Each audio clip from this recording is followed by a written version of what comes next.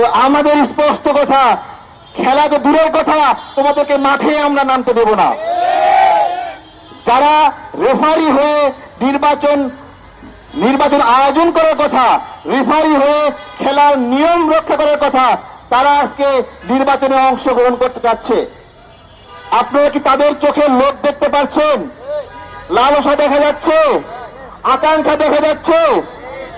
দেখেন, চিন্তা করতে পারেন, এক একটা উপদেষ্টার তাদের যে পিএস 100 কোটি টাকা, 150 কোটি টাকা, 300 কোটি টাকা লুটপাটের খবর বের হয়ে আছে। যদি চাকরের অবস্থায় এরকম হয়, 300 কোটি টাকার মালিক, তাহলে একটু মনে করেন যে তার মনিব আসিফ মাহমুদ, তার অর্থনৈতিক অবস্থা কি। দুঃখজনক, আমরা একসঙ্গে লড়াই করছি, আজকে তাকে ওয়েস্টিন হোটেলের কেলেঙ্কারি নিয়ে লেখালেখি হচ্ছে। কে অন্তর্বর্তীকালীন সরকারের উপদেষ্টা হয়ে টাকা পয়সা বানায় নৈতিকতা বিসর্জন দিয়ে সেই টাকা দিয়ে সামনের নির্বাচনে খেলতে চাও, তাই তো?